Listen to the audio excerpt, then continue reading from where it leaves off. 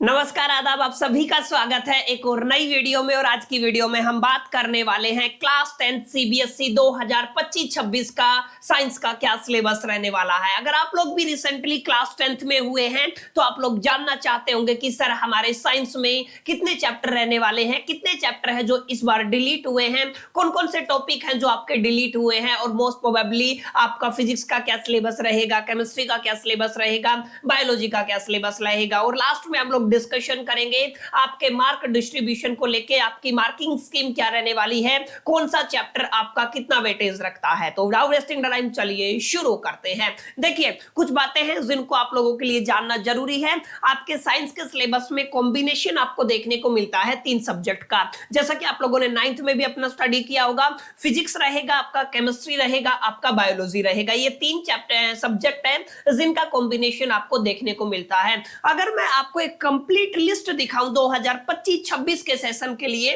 तो आपके ये कुछ चैप्टर रहने वाले हैं माय डियर फ्रेंड्स। ये वो तमाम चैप्टर हैं, टोटल 14 चैप्टर हैं जो आपके सिलेबस में अब की बार डाले गए हैं। लेकिन अब आप मेरी बात ध्यान से समझिएगा, ये 14 के 14 आपके सिलेबस में नहीं है।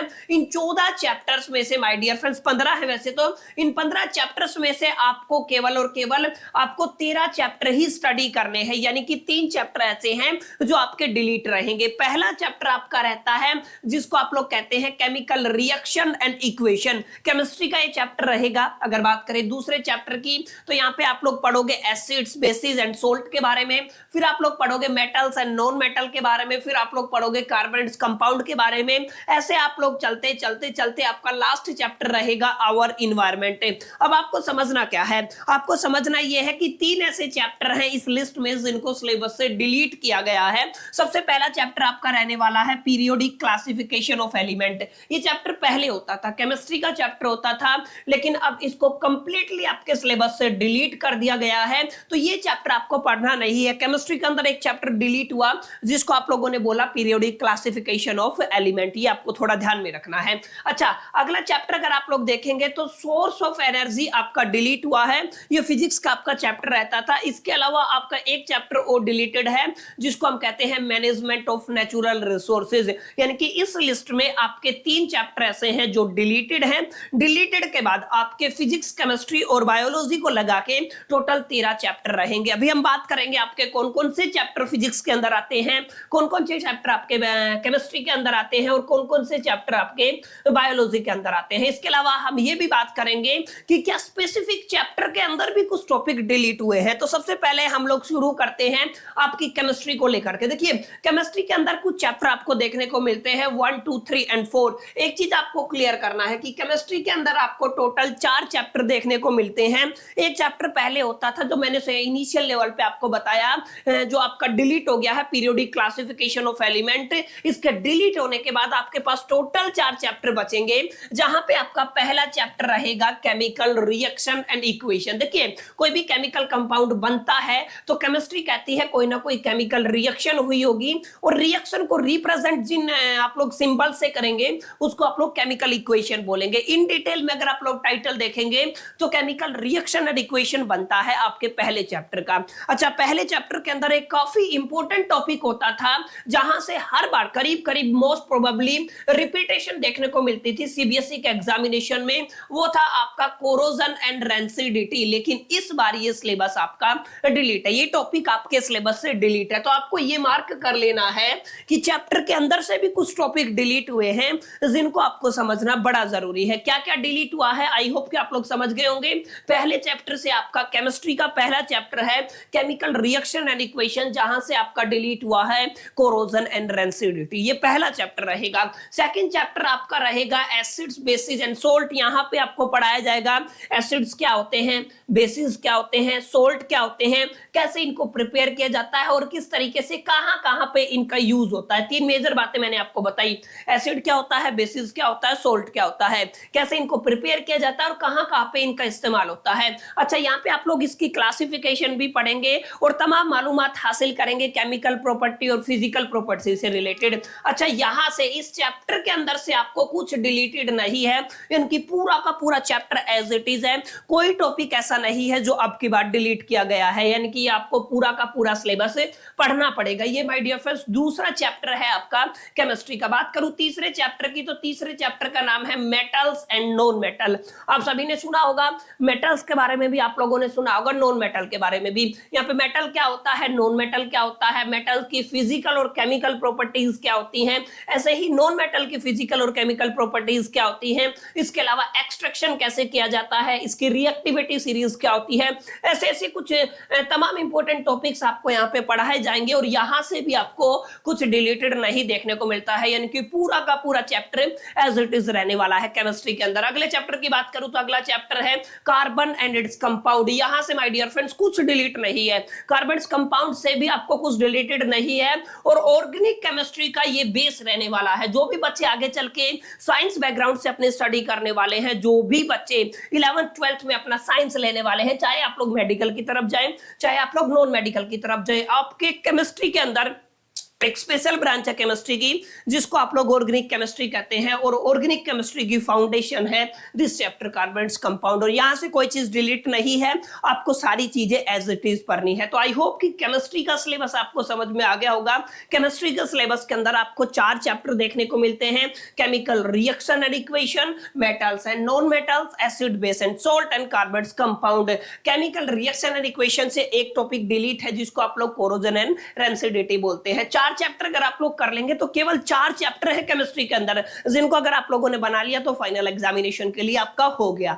अब बात करते हैं कुछ आगे चल के बायोलॉजी की। बायोलॉजी में कंपैरेटिवली ज्यादा चैप्टर्स माय डियर फ्रेंड्स आपको देखने को मिलते हैं। और बायोलॉजी में देखिए कुछ चैप्टर डिलीटेड है, आधा चैप्टर डिलीट है मेरे हिसाब से। बाकी हम एक बार सिलेबस को एनालिसिस कर लेते हैं। पहला चैप्टर आपका रहेगा लाइफ प्रोसेस। अच्छा, इससे कोई चीज डिलीटेड नहीं है। लाइफ प्रोसेस के अंदर आपको मैक्सिमम डायग्राम्स देखने को मिलेंगे। डायग्राम्स इन द सेंस जैसे आपका रेस्पिरेटरी सिस्टम हो गया, आपका डाइजेशन सिस्टम हो गया, आपकी किडनी का डायग्राम हो गया, नेफ्रॉन का डायग्राम हो गया, आपके लंग्स का, यानी कि जो भी आपके ह्यूमन बॉडी से रिलेटेड जितने भी डायग्राम्स आपको लाइफ प्रोसेस के अंदर देखने को मिलते हैं। इसके अलावा कुछ पोर्शन आपको एनिमल्स किंगडम के अंदर भी देखने को मिलेगा। यानी कि लाइफ प्रोसेस में आप लोग पढ़ोगे रेस्पिरेशन क्या होता है, एक्सक्रीटरी सिस्टम क्या होता है, डाइजेशन सिस्टम क्या होता है, यानी कि ह्यूमन बॉडी से रिलेटेड काफी इंपॉर्टेंट टर्मिनोलॉजी का हम लोग यहाँ पे इस्तेमाल करने वाले हैं, उनको समझने वाले हैं। डायग्राम की हेल्प से हम लोग चीजों को बहुत डिटेल में एनालिसिस करने वाले हैं। और ये आपका काफी इंपॉर्टेंट चैप्टर रहता है, हर एक बच्चे को इसको समझना चाहिए। अगला चैप्टर रहने वाला है control and coordination. My dear friends ध्यान से समझिए, कंट्रोल एंड कोऑर्डिनेशन से भी कुछ डिलीट नहीं किया गया है। इस बायोलॉजी का सेकंड चैप्टर रहने वाला है।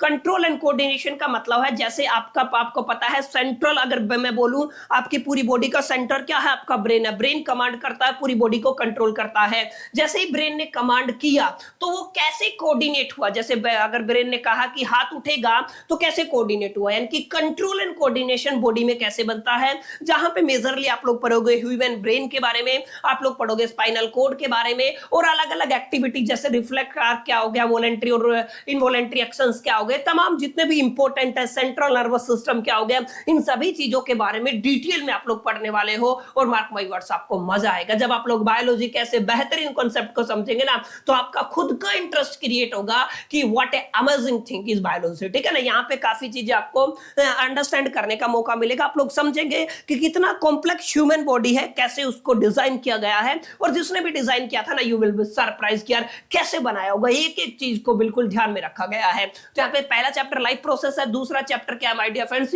कंट्रोल एंड कोऑर्डिनेशन, तीसरा चैप्टर रहता है आपका रिप्रोडक्शन। रिप्रोडक्शन का मतलब होता है जनन, कैसे आप लोग अपने जैसे बच्चे पैदा करते हो। आप लोग नहीं, कितने तरीके के रिप्रोडक्शन होते हैं, जहां पे आप लोग पढ़ोगे एसेक्सुअल रिप्रोडक्शन भी होता है, सेक्सुअल रिप्रोडक्शन भी होता है। कुछ ऐसे जैसे लिविंग ऑर्गेनिज्म है जहां पे सेक्स की जरूरत पड़ती है, जहां पे आप लोगों को अपने जैसे बच्चे पैदा करने के लिए, रिप्रोडक्शन के लिए। कुछ ऐसे भी है जैसे आप फ्लावर्स की बात करेंगे तो वहां पे आपको सेक्स ऑर्गन की जरूरत नहीं होती है, वहां पे जो रिप्रोडक्शन होता है वो एसेक्सुअल होता है। तो यहाँ पे भी काफी इंटरेस्टिंग चीजें आप लोग पढ़ोगे और आप लोग समझोगे कि एग्जैक्टली अपने जैसी कॉपी, अपने जैसी ऑफस्प्रिंग, अपने जैसी संतान, अपने जैसे बच्चे या अपने बच्चे कैसे पैदा किए जाते हैं और कितने मोड होते हैं बच्चे पैदा करने के। क्लियर? तो यहाँ पे रिप्रोडक्शन में आप लोग डिटेल में पढ़ने वाले हो।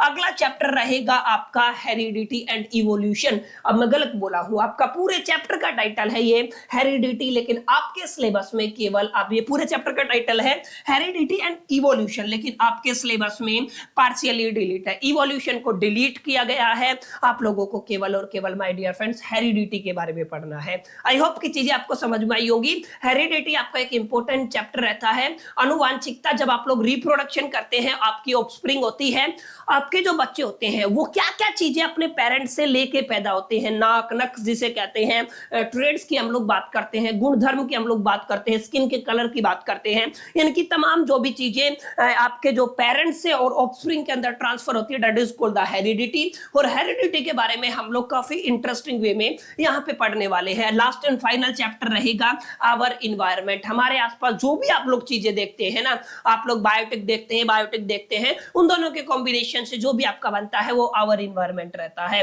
तो ये आपके कुछ 5 चैप्टर रहने वाले हैं बायोलॉजी के अंदर। केमिस्ट्री के अंदर 4 चैप्टर थे, आपके बायोलॉजी के अंदर 5 चैप्टर हैं। इस चीज को आपको जरूर ध्यान में रखना है। Life process, control and coordination, reproduction, heredity and evolution, our environment, ये 5 चैप्टर रहेंगे।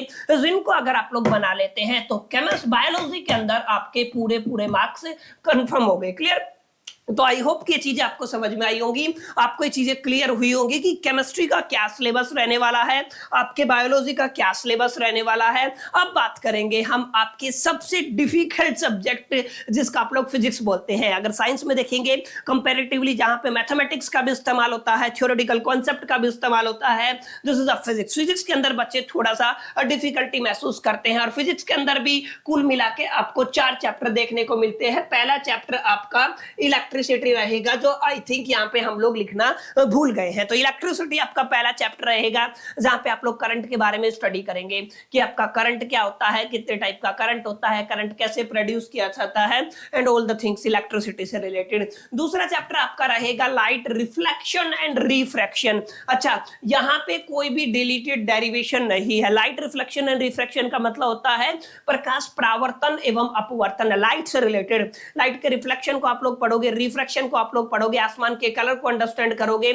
उसके बाद आप लोग प्रिज्म को यहाँ पे पढ़ने वाले हो, मिरर को आप लोग पढ़ने वाले हो, लेंस को आप लोग पढ़ने वाले हो। यानी कि लाइट से रिलेटेड जितने भी एक्सपेरिमेंट आप लोग देखेंगे ना, वो इस चैप्टर में देखने वाले हैं। अगला चैप्टर रहने वाला है human eye and colourful world. अच्छा, यहाँ पे colour of sun at sunrise and sunset, ये टॉपिक डिलीट कर दिया गया है। इस चीज को आपको थोड़ा ध्यान में देखना है। आपको ह्यूमन आई के बारे में डिटेल में स्टडी करना है। ह्यूमन आई क्या होता है, कैसे काम करता है, कौन कौन से पार्ट्स होते हैं, कौन कौन से ऑर्गन होते हैं, इन सब यानी ह्यूमन आई के बारे में डिटेल में आपको पढ़ना। प्लस में आपको पढ़ना है ह्यूमन आई के अंदर क्या क्या डिफेक्ट्स होते हैं। आप मायोपिया के बारे में पढ़ेंगे, हाइपरमेट्रोपिया के बारे में पढ़ेंगे, प्रेस बायोपिया के बारे में पढ़ेंगे, यानी कि जो भी आपके डिफेक्ट्स रहते हैं। और ह्यूमन आई या इन डिफेक्ट्स में से एक क्वेश्चन आपको फाइनल एग्जामिनेशन में डेफिनेटली 100% आपको देखने को मिलता है। तो 3 चैप्टर हो गए, इलेक्ट्रिसिटी हो गया, लाइट रिफ्लेक्शन एंड रिफ्रैक्शन हो गया, human eye and colourful world, ये आपका एक अगला चैप्टर हो गया। लास्ट एंड फाइनल हो गया करंट के इंटरेस्टिंग इफेक्ट्स होते हैं, जहां पे हीटिंग इफेक्ट आता है, जहां पे सबसे ज्यादा इंपॉर्टेंट होता है magnetic effect of electric current. आप लोग डिटेल में अंडरस्टैंड करेंगे what is the meaning of magnetic effect of electric current. और ये 4 ऐसे टॉपिक है जो आपको पढ़ने ही पढ़ने हैं। Electromagnetic induction, Fleming right hand rule, electrical generator, electrical motor, आधा डिलीट है यहाँ पे, इसके बारे में हम लोग डिटेल में बाद में बात करेंगे, पार्शियली डिलीट है। क्लियर? तो ये आपका कंबाइंड सिलेबस रहने वाला है फिजिक्स का। फिजिक्स के अंदर भी आपको टोटल 1 2 3 4 यूनिट आपको फिजिक्स के अंदर, 4 यूनिट केमिस्ट्री के अंदर, और 5 यूनिट माय डियर फ्रेंड्स आपको कहां पे देखने को मिलती हैं, बायोलॉजी के अंदर। तो टोटल आपकी 13 यूनिट्स है, मैंने बताई थी 3 आपकी डिलीट हो चुकी हैं, पहले आपके 16 यूनिट्स रहती थी आपके सिलेबस में। तो ये छोटा सा ब्रेकडाउन था माय डियर फ्रेंड्स आपकी physics, chemistry, biology combined form में अगर आप लोग कहें क्लास 10th के साइंस का। आई होप की चीजें आपको समझ में आई होंगी, चीजें आपको पसंद आई होंगी। अब लास्ट एंड फाइनल मुद्दे पर बात करते हैं, आपका कोर्स स्ट्रक्चर क्या रहने वाला है, कौन कौन सी चीजें कितने मार्क्स आपको दिला सकती है। देखिए, पहली यूनिट आपकी रहने वाली है chemical substances, nature and behaviour. Chemistry से रिलेटेड जो भी था ना, वो आपको 25 नंबर दिलाएगा। इस चीज को आपको जरूर ध्यान में रखना है। बात करूं वर्ल्ड ऑफ लिविंग यानी कि बायोलॉजी को, जिसको आप लोग बोलते हो, यहाँ पे 25 नंबर आपके आएंगे।